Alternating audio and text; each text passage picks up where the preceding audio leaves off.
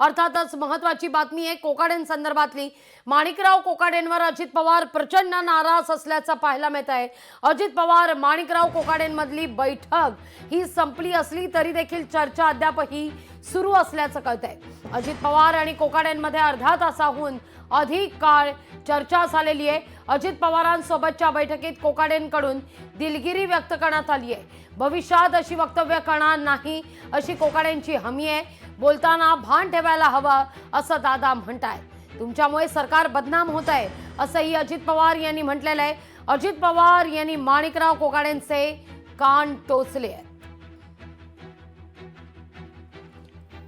या सगळ्याविषयी अधिक माहिती घेण्याकरता थेट जाऊया आपले प्रतिनिधी चेतन ननावरे यांच्याकडे। चेतन, केवळ कान टोचले जाणार आहेत की राजीनामा अटळ आहे? निश्चित लागवी गेल्या तासाभरापासून माणिकराव कोकाटे आहेत ते याच अजित पवार यांच्या दालनामध्ये आहेत आणि त्यांच्या पाठोपाठ आपण पाहिलं असेल आत्ताच थोड्या वेळापूर्वी मदत व पुनर्वसन मंत्री मकरंद पाटील हे सुद्धा दाखल झालेले आहेत। जी माहिती समोर येत आहे की कृषी मंत्री पद आहे ते कुठेतरी काढून अजित पवार हे मकरंद पाटील यांच्याकडे देण्याची शक्यता आहे। आता थोड्या वेळापूर्वीच ही बैठक संपलेली आहे। आपण पाहू शकतो छगन भुजबळ बाहेर पडलेले आहेत, त्यांच्या पाठोपाठ हसन मुश्रीफ देखील बाहेर पडलेले आहेत आणि आता लक्ष असेल तर एकंदरीत माणिकराव कोकाटे यांच्याकडे माणिकराव कोकाटे नेमकं या संदर्भात काय वक्तव्य करतायत। मकरंद पाटील सुद्धा आलेले आहेत। मकरंदची चर्चा आहे कृषी मंत्री पदासाठी, मला काय माहिती। एकंदरीतच या संदर्भात आता आपण पाहिलं असेल ज्यांच्या नावाची चर्चा आहे ते मकरंद पाटील म्हटले की मला या संदर्भात कुठलीही कल्पना नाही। मात्र आता माणिकराव कोकाटे नेमकं काय बोलतायत हे पाहावं लागेल। एकूणच अजित पवार यांनी या सर्व मंत्र्यांसोबत आता संवाद साधलेला आहे आणि कुठल्याही क्षणी माणिकराव कोकाटे नेमकी काय भूमिका स्पष्ट करतायत हे पाहणं महत्त्वाचं असेल। कारण ज्या प्रकारची वक्तव्य केलेली होती त्यानंतर राजीनाम्याची मागणी जोर धरू लागलेली होती। मात्र आता राजीनामा जरी होणार नसला तरीही खाते बदल होईल हे मात्र निश्चित मानलं जात आहे। त्यामुळे नेमकं आता कृषी खातं माणिकराव कोकाटेंऐवजी कुणाला दिलं जातंय हेही पाहणं महत्त्वाचं असेल लागवी।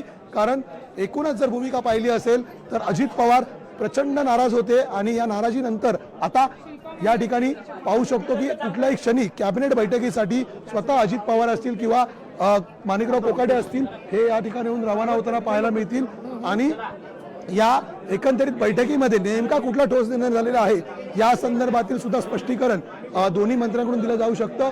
परिणामी आता माणिकराव कोकाटे असतील किंवा अजित पवार असतील किंवा एकंदरीत राष्ट्रवादीचे प्रदेशाध्यक्ष सुनील तटकरे असतील हे काय भूमिका स्पष्ट करतायत हेही पाहावं लागेल। आता तरी या समिती कक्षामध्ये जी बैठक झाली पुन्हा या बैठकीअंती कोकाटे नेमकं काय बोलतात, अजित पवार काय बोलतायत हे पाहणं महत्त्वाचं असेल। अजित पवार अद्यापही आपल्या दालनातून बाहेर पडलेले नाहीयेत, या उलट इतर मंत्री आहेत।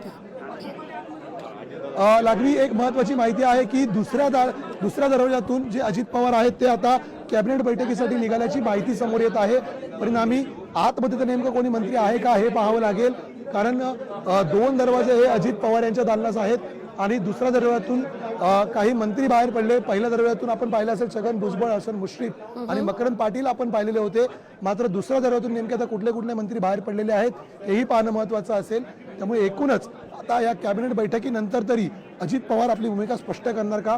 माणिकराव कोकाटे आपण पाहू शकतो समिती कक्षातून बाहेर पडत आहेत। आता समोरून माणिकराव कोकाटे बाहेर पडत आपण विचारूया नेमकं काय बैठकीत चर्चा झालेली आहे आणि यामध्ये काय चर्चा झालेली आहे। पाटी पाटी पाटी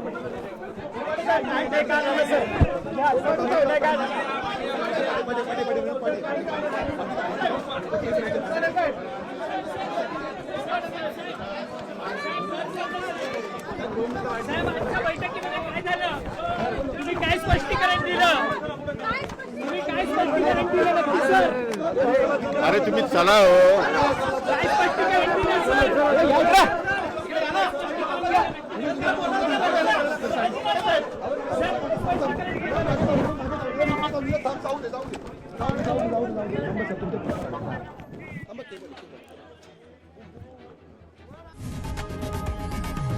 लोकशाही मराठी ऐका, पहा, जागरूक रहा।